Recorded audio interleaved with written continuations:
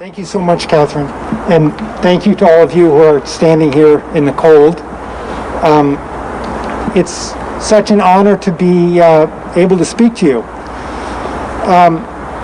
And thank you so much to Bella and Ray for their words at the beginning and their welcoming us here, and also to the Reverend from the Baptist Church. It's so important to acknowledge that the land on which we stand is Narragansett, and to acknowledge the history of the place we happen to find ourselves, as this sign reminds us, a place that's so deeply connected to the history of enslaving our fellow human beings and exploiting their labor. That's obviously a part of how Rhode Island came to be. So my name is Ben Evans. I'm an attorney. My 9-to-5 job is representing people who are deemed indigent by the court, people who don't have a lot of money, and those are, of course, the people who the courts are very skilled at identifying and targeting and punishing. One of my heroes, a person who inspired me to become an attorney, Mumia Abu-Jamal, often says, we talk about in the United States the so-called criminal justice system. But Mumia Abu-Jamal points out that there's no justice in that system. It's simply a criminal system. And what it does is it finds those people who are struggling with substance use disorder, who are struggling with mental health issues, who are struggling with poverty, who are struggling with all kinds of trauma, and it punishes them. I'd like to just also acknowledge right now how wonderfully Catherine and everybody has organized this event.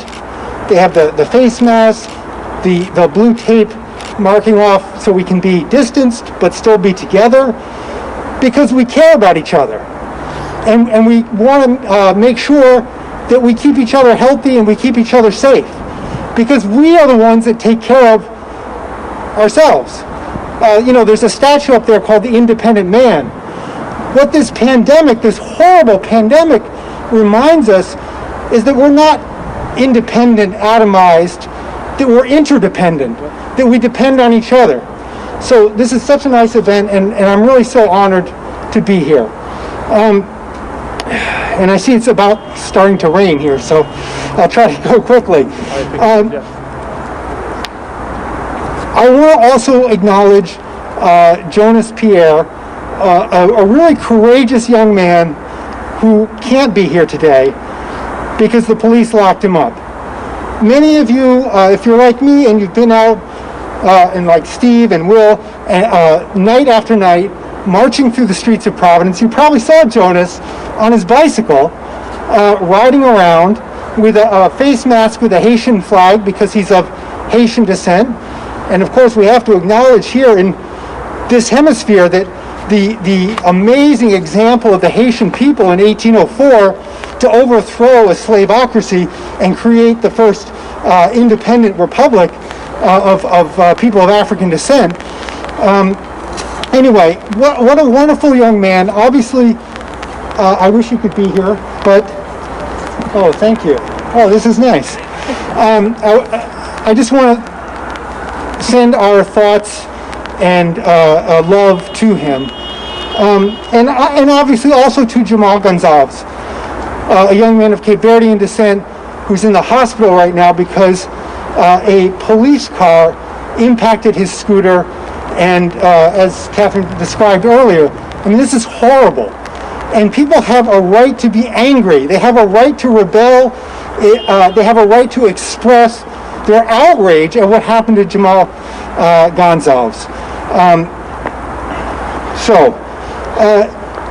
also want to say a couple of things about the organization that I'm representing here, the National Lawyers Guild, because most people in Rhode Island have never heard of the National Lawyers Guild, and that's understandable because we have such a tiny presence here. But you may have seen us in these green hats at demonstrations. And what that says on the hat is National Lawyers Guild Legal Observer.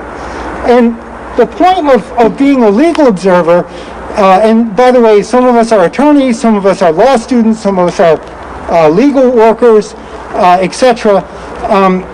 The point is to have people in the streets where things are happening, where people are likely to come under attack by the police, and to have that as part of a system of support designed to enable people to express their dissent.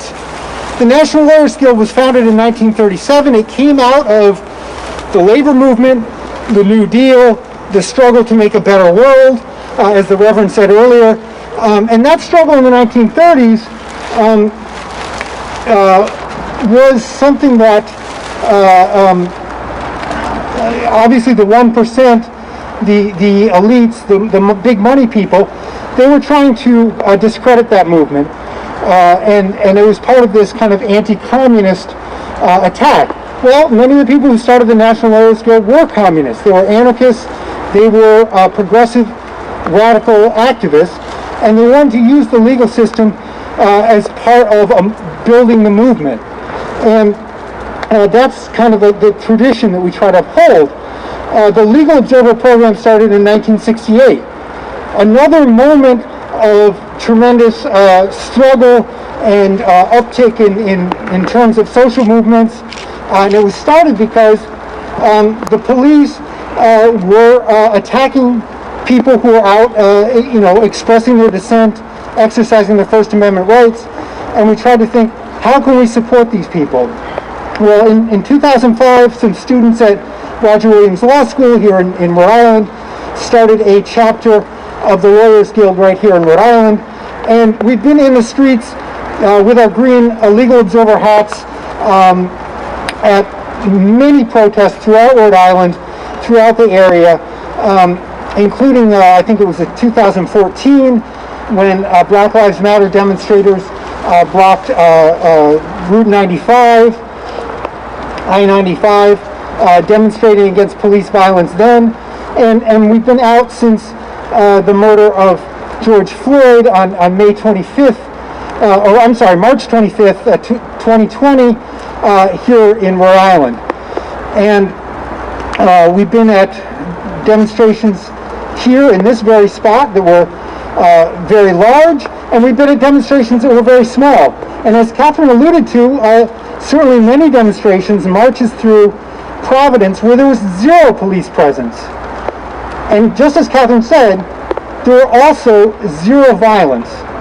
People were expressing their dissent, they were expressing their solidarity with Black Lives Matter, with people who have been murdered, like George Floyd, Breonna Taylor, Amadou Diallo, the list goes on, Trayvon Martin. And Catherine is absolutely right. When there were no police, there was no violence. And when people are met with a militarized force of armored police with their sticks and their weapons, that is something that, in my experience, from what I've seen, does provoke violence. So I don't want to speak for too much longer, given the rain, but I just want to say thank you so much for coming out here in this cold weather, and it's just an honor to be here. Thank you.